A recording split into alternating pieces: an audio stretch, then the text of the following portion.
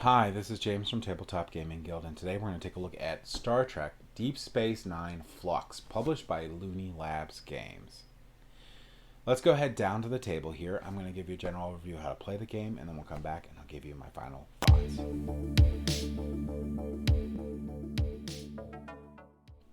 Okay, so this is Star Trek Deep Space Nine Fluxx. I'm going to go ahead and show you how to play Star Trek Deep Space Nine Fluxx. If you've played Fluxx before, you'll be pretty at home with this. So basically, you're going to have your Fluxx basic rules out. And these are going to be your rules for the game until you play cards that change the rules. And the name Fluxx applies to the game in that the rules are always in flux and the game can be fairly chaotic. What you're going to do is you're going to draw 3 cards. All players are going to draw 3 cards to start. And on your turn, you can draw one, play one. Now, in this game, there's going to be an additional thing you could do. If all the players agree, you can put out this meta rule. And this meta rule will be going with your basic rules and be around for the entire game. So this is a 5-card mission.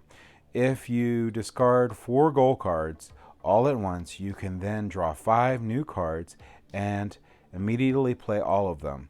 You choose the order in which and don't redraw for creepers. This is a free action.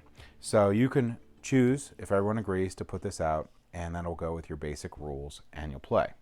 Now, another thing that I'll mention real quick is once this deck runs out, this number actually increases. So it'll be draw 2, play 2. If you do it 3 times, it'll be draw 3, play 3, and that'll be the base rule.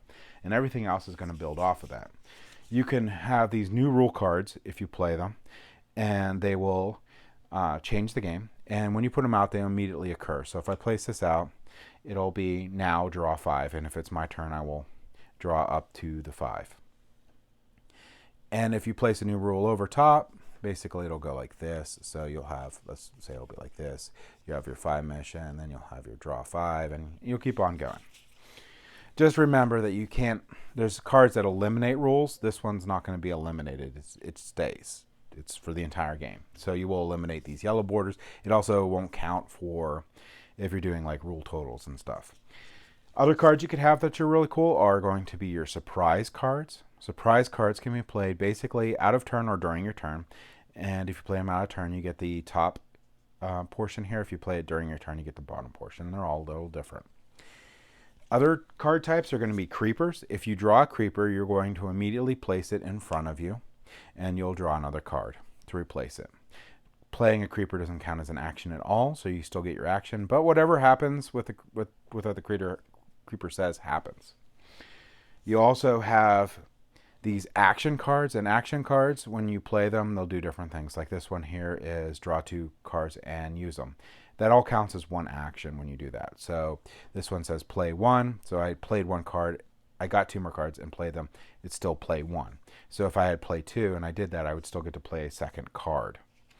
Now, there's the big point of the game is going to be in trying to meet goals. So when you place out a goal like this, you're trying to have keepers, which I'll show you in a second, that meet this.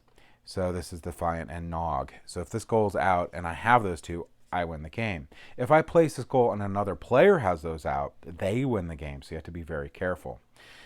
These are keepers. When you play a keeper, they will go in front of you. When you play a goal, it'll go in the middle of the board for everyone else. Unless otherwise specified, you can only ever have 1 goal out. So if you put another goal in, you'll discard the previous. If you have multiple goals that you play on your turn, every time you play a goal, you check to see if anyone wins. So keep that in mind because you don't want other opponents to win. You have no keeper limit and you have no hand limit unless a rule changes here, which are tons of rule cards to do that. So a couple things to keep in mind in this game is, again, the rules are always in flux. Rules can be removed from the game or discarded. You can take extra turns in the game through cards. You can play cards that limit the amount of keepers in there. You can play cards that steal keepers. You can play cards that allow multiple goals. The game rules are really in flux, and you're going to use that as strategically as possible to get yourself to win. And the first person that meets this goal wins the game immediately, and it's over. So that's a basic idea how to play Star Trek Deep Space Nine Fluxx. We went over the cards that come, the different types of cards that come with this game. Let's go head back up to the table here, and I'll give you my final thoughts on Star Trek Deep Space Nine Fluxx. Okay, so Star Trek the Deep Space Nine Fluxx. Now, this version of Fluxx has a lot of keepers in it. It also has a good amount of creepers. I think there's 3 creepers in the game. But in addition to that, it has a ton of action and surprise cards. This version of Star Trek Fluxx also does not, I don't believe, has a ungoal in it, which I like them, and I don't know. I actually like that it doesn't have an ungoal in it for this version of Fluxx. There is a good chunk of goals in it. There's a really good chunk, like I said, of action cards, a good amount of surprise cards, and yes, there are 3 keepers, and a ton of keepers. There's a lot of characters in Deep Space Nine, so I was glad they did that. And about average for the new rules. Now, this game of Star Trek Fluxx, I believe all the other versions of Star Trek Fluxx, has a meta rule in it that's really nice too. So, for the versions of Star Trek Fluxx, this is one of my favorite. The Star Trek Deep Space Nine Fluxx. All the other ones are still good, but this one is a lot of fun. It's a lot more interactive with all the action cards than some of the other ones on there. And I like that I like the large amount of keepers in there, and I like that I like when, like in Marvel Fluxx, where all the keepers do something. Well, I believe all the keepers do something, but I like it when a lot of the keepers do it. But some of the keepers in here do stuff, which I do really like. I like Fluxx games that have a good amount of stuff to do, and good amount of things that do stuff that are in your tableau, like the keepers and the creepers when they come out. So overall, great version of Fluxx.